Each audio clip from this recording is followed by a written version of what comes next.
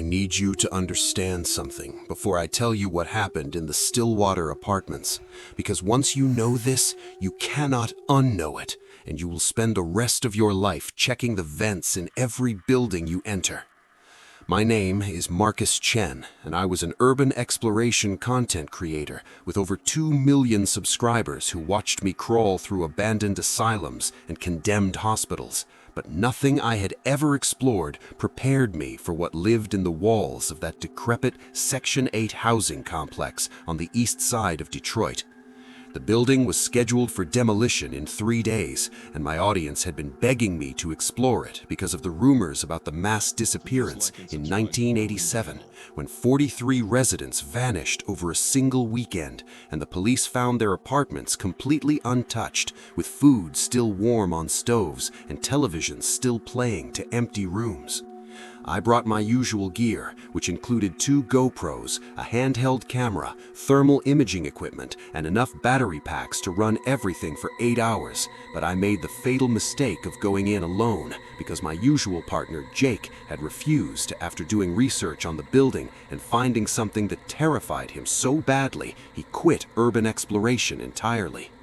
The first 3 floors were exactly what I expected, which was the standard decay of forgotten architecture, with walls blooming black mold and floors soft with rot, and I was narrating everything for my viewers, talking about the history of the place, when I reached the 4th floor and noticed something that made my skin crawl. Every single apartment door was open, and I mean perfectly open at exactly 90 degrees, like someone had gone through with a protractor and measured each one. And when I shined my flashlight down the hallway, they created this repetitive pattern of light and shadow that seemed to pulse like a heartbeat. The thermal camera started showing hot spots in the walls, and not just small ones, but massive heat signatures that were moving in patterns behind the drywall and plaster, flowing from room to room in ways that made no biological sense, because nothing alive moves like that, nothing natural. I pushed forward because my audience was watching the live stream, and the viewer count was climbing past 50,000, and the donations were rolling in, and people were spamming the chat with messages begging me to go deeper, to find out what was in the walls, and like an idiot, I listened to them instead of my instincts.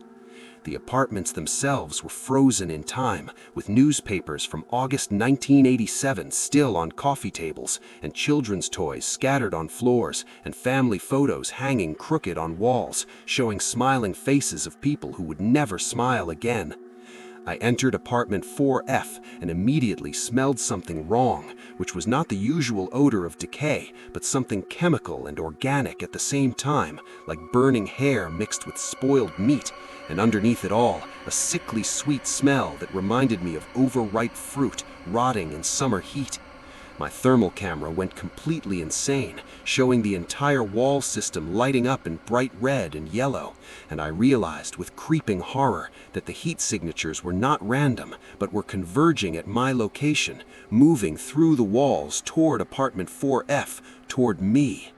I heard it then, which was a sound I still hear every night when I try to sleep, and it was not scratching or tapping, but a wet, sliding sound, like something massive and slick pulling itself through spaces far too small for it, combined with a clicking that sounded almost like language, almost like communication between multiple entities coordinating their movements. The wall in front of me started to bulge, and I do not mean crack or split, but bulge like skin stretching over something pushing from beneath, and I watched in absolute terror as the paint began to bubble and peel, and a clear, viscous fluid started seeping through the drywall, pooling on the floor in thick, translucent puddles that reflected my flashlight beam. My audience was going absolutely insane, with the chat moving so fast I could not read individual messages, but I caught glimpses of people screaming at me to run, mixed with others demanding I stay and film whatever came through that wall, and I was frozen in place, watching as a hole opened in the wall, not torn, but opened like a mouth, with edges that were too smooth, too organic. What emerged was not something I can properly describe, because human language fails to capture what I saw. but I will try, because you need to understand what is waiting in the walls of old buildings everywhere. It was pale and segmented like a centipede, but each segment had what looked like human hands, dozens of them, all different sizes from infant to adult, and they were all grasping and flexing and reaching toward me with purpose and intelligence. The head, if you could call it that, was a mass of eyes and mouths fused together in a configuration that hurt to look at because the geometry was wrong in ways that made my brain scream. And from those mouths came a sound that was every voice of every person who had disappeared in 1987, all speaking at once, all saying the same thing, which was, "Come inside, come into the walls, come and join the congregation."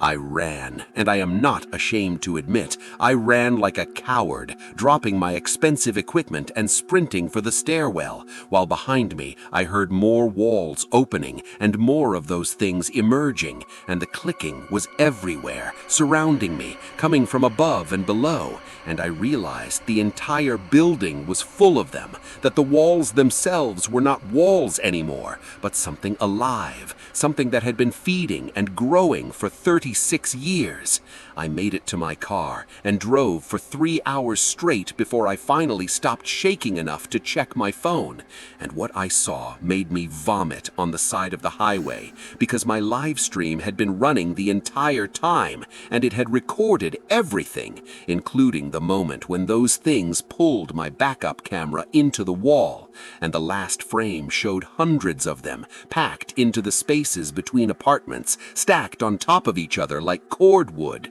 and every single human hand on every segment was holding a personal item from the missing residents: a watch, a ring, a photograph, a child's stuffed animal.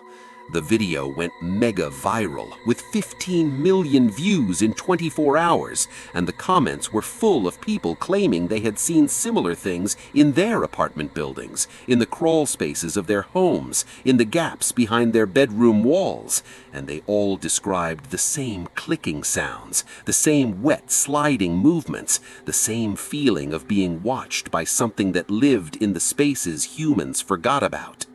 The Stillwater apartments were demolished 2 days later, ahead of schedule, and they did not use normal demolition, but brought in crews wearing hazmat suits who burned the entire structure to the ground. And I watched from half a mile away as black smoke rose into the sky, and I swear I could hear screaming on the wind, thousands of voices crying out as their nest was destroyed. But here is the thing that keeps me awake at night, that makes me want to gouge out my own eyes. My apartment has started making noises at 3 a.m., which is that same wet, sliding sound. And yesterday I found a handprint on my bedroom wall, on the inside of the wall, pressed against the drywall from behind. And the print is too large to be human and has too many fingers. And this morning I woke up to find a hole the size of a quarter in my wall that was not there when I went to sleep. And when I shined my phone light into it,